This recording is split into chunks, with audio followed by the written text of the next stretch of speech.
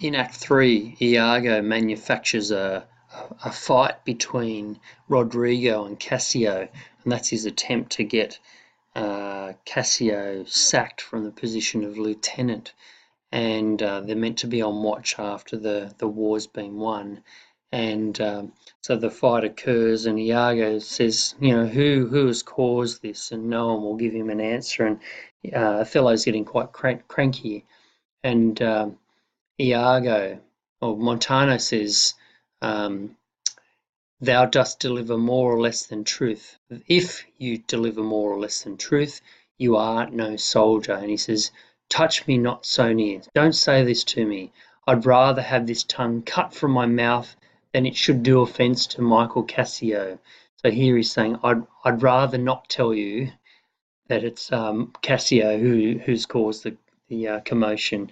So he does this in a way that he's dobbing him in, but he seems like he's protecting him, which is typical Iago deception. And then Iago sees this unfold, and Othello says to Cassio, Cassio, I love thee, but never more be officer of mine. So he sacks him from the position of lieutenant, which means that Iago's got his position.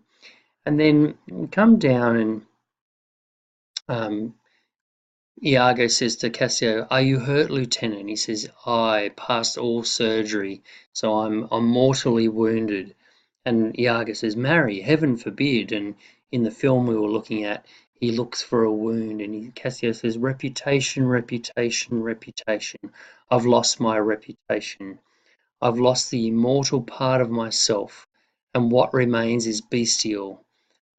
So he's basically saying, I'm no better than an animal, a cow or something. That's all that remains of me. My reputation was very important to me. Um, and then Iago says, well, as I'm an honest man, I thought you'd received some bodily wound. And he's saying that's quite trivial. Reputation is an idle and most false imposition, often got without merit and lost without deserving. You have lost no reputation at all, unless you repute yourself such a loser. So, Iago's trying to turn around and say, don't make too much of it. Um, it's not all bad. And he goes on to say that to Cassio, well, Othello will come around, we'll go and speak to him, and that will be okay. And, Cassio is saying, oh, I was drunk and I made a fool of myself. And Iago says, well, don't worry about that. What we'll do is we'll get Desdemona to do that for you. He says here, our general's wife is now the general.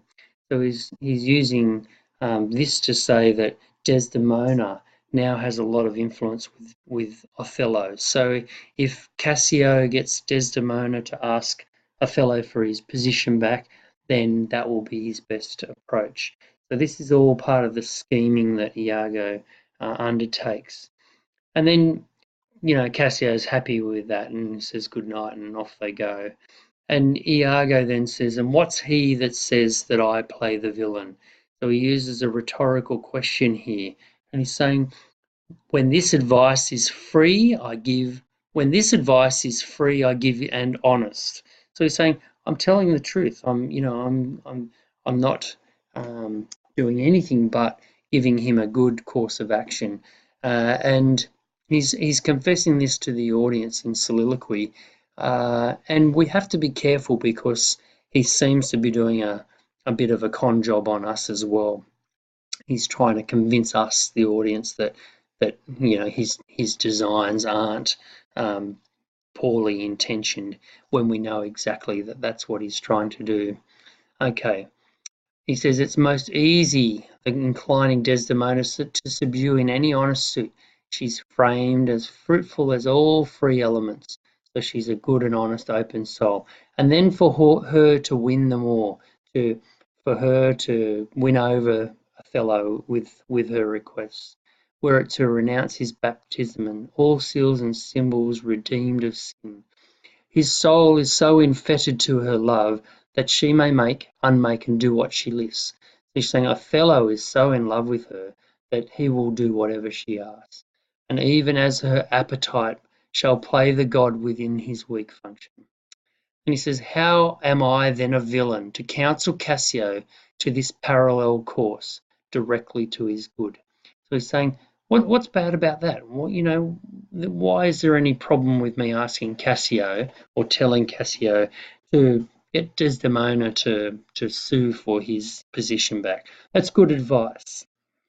But then he quickly shifts and he says, divinity of hell. So here we see his devilish intentions. When devils with the blackest sins put on, they do suggest at first with heavenly shows as I do now.